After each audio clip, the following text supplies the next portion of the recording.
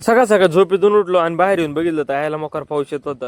ह्याला म्हणलं आता पुण्यात तर पाऊस चालू आहे, गावाकडे पाऊस नसन. मग काय घरी जाऊन येतो. मग काय भरली पिशी आपली आणि निघलो डायरेक्ट. तिथून आपण डायरेक्ट वल्लभनगर बस स्टँडच्या मागच्या बाजूला संत तुकाराम नगर मेट्रो स्टेशन आहे, तिथून मेट्रो पकडली आणि डायरेक्ट निघलो आपण डिस्ट्रिक्ट कोर्टच्या दिशेने. जाता जाता मोकार पाऊस चालू होता बा पुण्यात. यायला म्हणलं गावाकडे नसला ना म्हणजे बरं आहे बा पाऊस, म्हणजे कसं गावाला बी गेलं पाहिजे आणि पुण्याला बी राहिलं पाहिजे ना असा विषय. डिस्ट्रिक्ट कोर्टला गेलो तर इथं तर मोकार गर्दीला तर विचारत नका इतकी गर्दी होती. पण आपल्या माग कुणीच नव्हतं. म्हणजे कसं आपण जिथून स्टार्ट करतो ना तिथं गर्दी नसते, एंड केला तिथं. नंतर काय आपण जिथं 24 तास जे स्टेशन चालू असतं तेच म्हणजे पुणे रेल्वे स्टेशन इथं पोहोचलो होतो.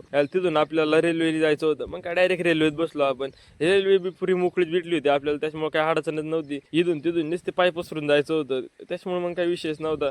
चालतं चालतं गावाकडे आलो बा, जरा हे असे दृश्य बघून जरा बरं वाटत म्हणजे आपल्याला. मग काय रेल्वे डायरेक्ट 360च्या स्पीडने निघली होती आपल्याला गावाकडे घेऊन, त्याच्यामुळे काय अडचणच नव्हती बा. आणि इकडे बी मोकळं होतं, इकडे बी मोकळं होतं, तरी बी आपल्याला काय दरवाजातच उभं राहायचं होतं. कारण दरवाजात उभं राहून जायचं काही मजाच वेगळी असते हो, बाकी काही विषय नाही तसा. आणि आरसा दिसला ना, आपण फोटो व्हिडिओ नाही काढला, आपल्याला आरसा दिसला का मोबाईल उचकायची सवय यायची. त्याच्यामुळे मग काय एक मस्त वेगळे फोटो बिटो घेतला आणि परत रेल्वे निघली 360च्या स्पीडने. यायला बा म्हणलं थोडं आता पाय दुखायला लागले, थोडं थांबाला का. मग काय त्यांना एक फोन करून थांबून घेतलं. म्हणलं 5-10 मिनटं थांबा, आपल्याला जरा फ्रेश बिश होतो खाली जाऊन.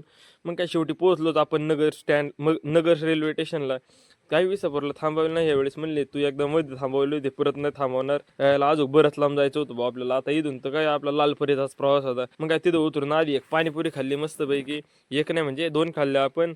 आणि तिथून डायरेक्ट लालपरीत बसलो आपण. आपल्याला सीट बी सगळ्यात खतरनाक भेटलो, डायरेक्ट मागचं सीट भेटलं होतं मिडल. ते म्हणले तुम्ही तिथंच बसा आता, तुम्ही लय पुढं नका. ह्याला बरं आहे म्हणलं. मग काय शेवटी आपल्याला लालपरीने बी आपली साथ सोडली, तिने बी आपल्याला इसापूर फाटा सोडलं. जाऊ द्या म्हणलं, बाहेर टाटा करून आपण डायरेक्ट निघलो परत घराच्या दिशेने. आपली होंडा तिथं फाट्या वाटत. मग काय होंडाला मारली केक आणि निघलो डायरेक्ट आपण घरी जायला. आता काय घर बी किती लांब राहिलो होत, काय 5-6 किलोमीटर राहिलो होतं, त्याच्यामुळे काय अडचणच नव्हती. मग काय चला तुम्ही फॉलो करून घ्या आणि लाईक आणि कमेंट करायला तर अजिबात बी विसरू नका. चला भेटू उद्याच्या ब्लॉगमध्ये. तोपर्यंत लाईक फॉलो नक्की करा आणि शेअर करायला बी विसरू नका. धन्यवाद. कमेंट